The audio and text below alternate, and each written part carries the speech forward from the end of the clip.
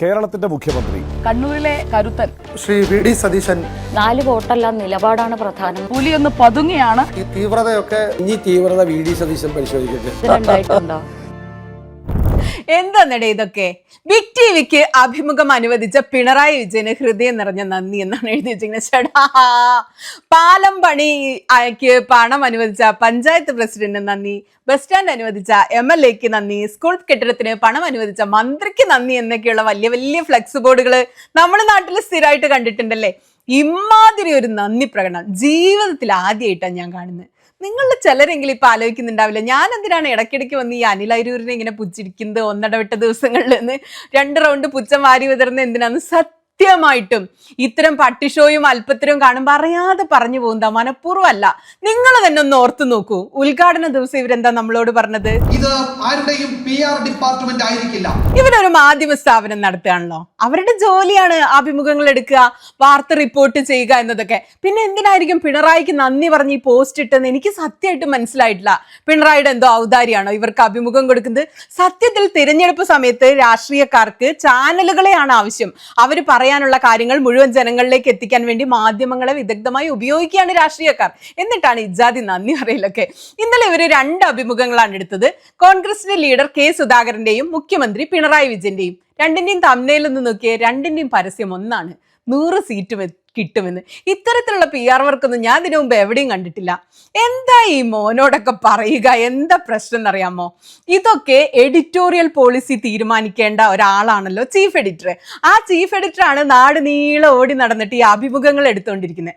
അപ്പൊ സ്വാഭാവികമായിട്ടും പിന്നെ ഓഫീസിൽ ബാക്കിയുള്ളത് അനിൽ അരൂരായതുകൊണ്ട് പുള്ളിക്ക് അറിയാവുന്ന പോലെ ഈ പണി ചെയ്യുന്നതുകൊണ്ട് വരുന്ന കുഴപ്പമാണ് ഇതെന്നാണ് തോന്നുന്നത്.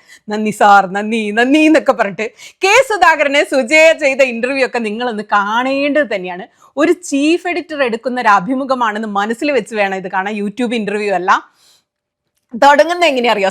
സാർ ഒരു പുലിയാണ്, സാർ ഒരു സിംഹമാണ്, സാർ കടുവയാണ്, കണ്ടാമൃഗമാണ്, ആൾക്കുരങ്ങാണ് എന്നൊക്കെ പറഞ്ഞുകൊണ്ടാണ് തുടക്കം. പുലിയാണെന്ന് സ്ഥിരമായിട്ട് പറഞ്ഞുകൊണ്ടിരിക്കുകയാണ്. ആ പുലിയെ ഇഷ്ടപ്പെടുന്ന ഒരാൾ കൂടിയാണ് ഞാൻ. എന്നിട്ട് സുധാകരനെ പറഞ്ഞു പറ്റിച്ച് സുഖിപ്പിച്ച് മൂപ്പിച്ച് അവസാനം ചോദിക്കുന്നു, സാർ ഞാൻ അങ്ങയെ മനസ്സിലാക്കി സംസാരിക്കുന്നതായിട്ട് അങ്ങേക്ക് തോന്നിയൊന്ന്.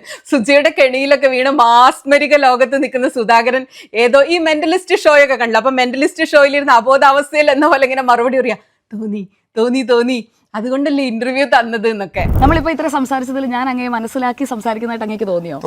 തോന്നി. അവിടെല്ലേ ഇരുന്ന് അങ്ങനെ ആ എപ്പിസോഡ് കഴിഞ്ഞു. എന്നിട്ടോ അരമണിക്കൂർ കഴിഞ്ഞപ്പോൾ വലിയൊരു വാർത്താ വിസ്ഫോടനം ഈ നാട്ടിലുണ്ടായി. സോഷ്യൽ മീഡിയ മുഴുവൻ വാർത്ത.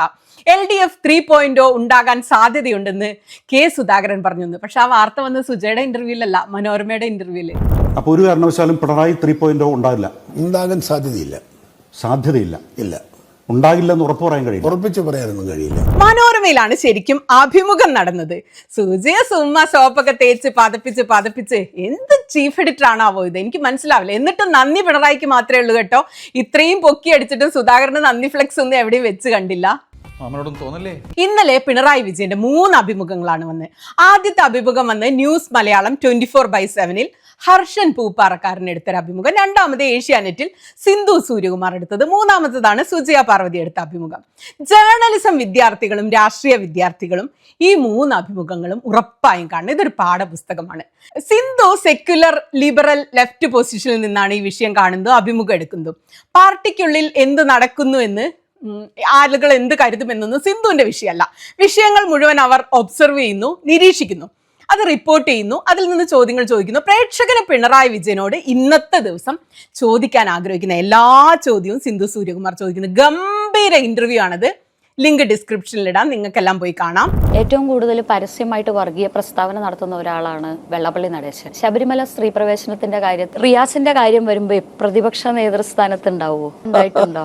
ഹർഷൻ നിൽക്കുന്ന ഒരു പൊസിഷൻ എന്ന് പറയുന്നത് ഒരു ലിബറൽ ലെഫ്റ്റ് പാർട്ടി ഇൻസൈഡർ പൊസിഷനാണ്. ഇതൊക്കെയാണ് സംഭവിക്കുന്നത്, ഇങ്ങനെയൊക്കെയാണ് വേണ്ടത്, ഇന്ന മാറ്റങ്ങൾ വേണം, ഇന്നതൊക്കെ ചോദിക്കണം, ഇതാണ് അഭിമുഖം, ഇതെല്ലാം ഹർഷന് വ്യക്തമായിട്ട് അറിയാം. എന്നാൽ ചോദ്യം ചോദിക്കുമ്പോൾ അതിന്റെ അവസാനം ഉത്തരത്തിലേക്കുള്ള ഒരു ചെറിയ ക്ലൂവോ ഒക്കെ ഹർഷൻ നൽകുക. എന്താ പറയാ, സോഫ്റ്റ് ബോളിംഗ് അല്ലെങ്കിൽ ഒരു leading feeding, the tee up question, performative adversarial question എന്നൊക്കെ പറയില്ല, അതുപോലെ ഒരു സാധനം. ചോദ്യം കേൾക്കുമ്പോൾ നമുക്ക് തോന്നും കൊള്ളാം, എല്ലാ ചോദ്യം ചോദിക്കുന്നു, കണ്ടോ ശബരിമല അത് ഇത് എല്ലാം ചോദിക്കുന്നു. എന്നാൽ ചോദ്യത്തിന് അവസാനം ഒരു സോഫ്റ്റ് ബോളിംഗ് ഉണ്ടായിരിക്കും. അതുപോലെ തന്നെയായിരുന്നു ഹർഷന്റെ അഭിമുഖത്തിന്റെ തമ്പും. തുടർ ഭരണം ജനങ്ങളെ നിരാശരാക്കില്ല എന്നൊരു ഉറപ്പ്. അത് തന്നെയായിരുന്നു അഭിമുഖത്തിന്റെ ആംഗിളും ലക്ഷ്യവും ഒക്കെ. 2 ടേമായില്ലേ, ഇനിയും ഭരിക്കണോ എന്ന് ചിന്തിക്കുന്നവർക്ക് ഇല്ല, ഞങ്ങൾ തുടർന്ന് ഭരിക്കാം, ഞങ്ങൾ നിരാശരാക്കില്ല, മികച്ച ഭരണം ഇനിയും കാഴ്ചവെക്കുമെന്ന് ഉറപ്പ് നൽകുന്ന ഒരു അഭിമുഖം. നമുക്കിപ്പോൾ റോഡായി, കറണ്ടായി, പാലമായി, ഇനിയിപ്പോൾ എന്തിന് ഇടതുമുന്നണിക്ക് വോട്ട് ചെയ്യണം? 2016 കേരളം എങ്ങനെയായിരുന്നു എന്നുള്ളത്. സുജയുടെ അഭിമുഖം വളരെ ദുർബലമായ ഒന്നായിരുന്നു. ഈ മറ്റു 2 അഭിമുഖങ്ങളുമായി താരതമ്യം ചെയ്യാനുള്ള ഒരു ക്വാളിറ്റി പോലും അതിനില്ല. സുജയുടെ പൊസിഷൻ എന്ന് പറയുന്ന ഒരു പോപ്പുലിസ്റ്റ് പൊസിഷനിൽ നിന്നാണ് ഈ ചോദ്യം ചെയ്യുന്നത്.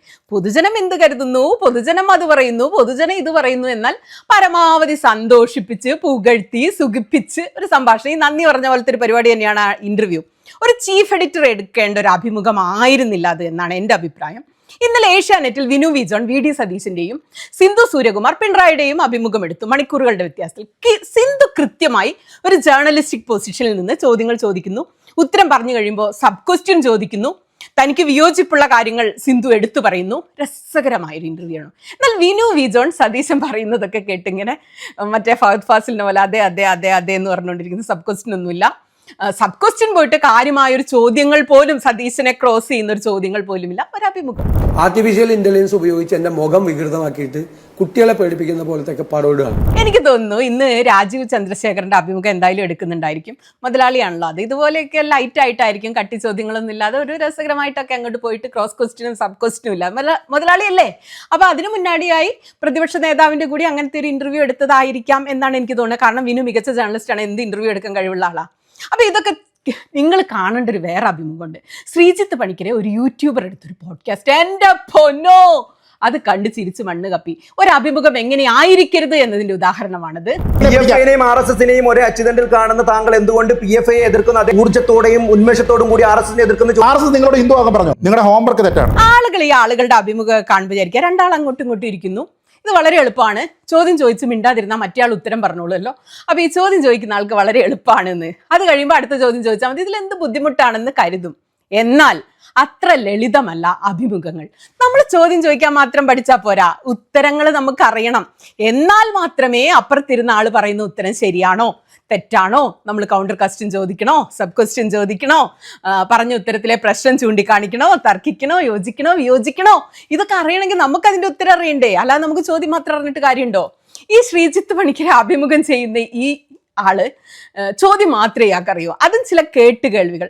പുള്ളി എവിടേക്കോ കേട്ടിട്ടുണ്ട് ഇലക്ഷൻ കമ്മീഷൻ ശരിയല്ല, രാഹുൽ ഗാന്ധി വോട്ട് ചോരി വിഷയത്തിൽ ചില വാർത്താ സമ്മേളനങ്ങളൊക്കെ നടത്തിയിട്ടുണ്ട്, നരേന്ദ്രമോദി ഇലക്ഷൻ സമയത്ത് പിന്നെ ന്യൂനപക്ഷ വിരുദ്ധതയും വർഗീയതയും ഒക്കെ പ്രസംഗിച്ച് നടന്നു, SDPIയും RSSും ന്യൂനപക്ഷ വർഗീയതയും ഭൂരിപക്ഷ വർഗീയതയും എന്ന നിലയിൽ എതിർക്കപ്പെടേണ്ടതാണ്, പക്ഷേ ഈക്വലി താരതമ്യം ചെയ്യണം എന്നൊക്കെ പുള്ളിക്ക് ചില കേട്ടുകേൾവികളുണ്ട്. എന്നാൽ ഒന്നും കൃത്യമായിട്ട് അറിയില്ല.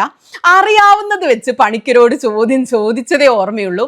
കഴിഞ്ഞ 10 വർഷമായി ചാനൽ ചർച്ചകളിൽ കിടിലോൽക്കിടിലം മനുഷ്യരോട് ഏറ്റുമുട്ടി ജീവിക്കുന്ന ആളാണ് ഈ പണിക്കർ, വിനു വി ജോൺ, എല്ലാ മികച്ച ആങ്കർമാരുടെയും കൂടെ. എന്തെങ്കിലും ആ ചോദ്യം ചോദിക്കുന്നതിന് മുമ്പ് മറ്റേയാൾക്ക് ആലോചിക്കുക വിധി, അല്ലാണ്ട് എന്താ പറയാ. ഈ യൂട്യൂബർ ഉണ്ടല്ലോ, ഞാൻ ഇടയ്ക്കൊക്കെ ചില വീഡിയോ കണ്ടിട്ടുണ്ട്, സ്ത്രീകളെയും പുരുഷന്മാരെയും ഒക്കെ വിളിച്ചിരുത്തി അവരുടെ കുടുംബകാര്യങ്ങൾ, വ്യക്തിപരമായ കാര്യങ്ങൾ, പ്രേമം, വിവാഹം, ഡിവോഴ്സ് ഒക്കെ ചോദിച്ച ആളാവുന്ന ആളാണ്. എന്നിട്ട് അലറും, അവരെ ക്രോസ് ചെയ്യും. ആളുകളുടെ സ്വകാര്യ ജീവിതത്തിൽ ഒളിഞ്ഞു നോക്കുന്നത് പോലെയല്ല രാഷ്ട്രീയം പറഞ്ഞ് ജയിക്കുന്നതെന്ന് അയാൾക്ക് ഇപ്പൊ മനസ്സിലായിട്ടുണ്ടാവും. ബാക്കി നിങ്ങൾ ആ ഇന്റർവ്യൂ നേരിട്ട് കാണുക. അപ്പം നമുക്ക് നാളെ വീണ്ടും കാണാം. നിങ്ങൾക്ക് എന്താണ് പിണറായി വിജയൻ, സതീശൻ, ശ്രീജിത്ത് പണിക്കർ ഈ അഭിമുഖങ്ങളെ കുറിച്ചൊക്കെയുള്ള അഭിപ്രായം? ഞാൻ പറഞ്ഞതിനോട് യോജിക്കുന്നുണ്ടോ, വിയോജിപ്പാണോ?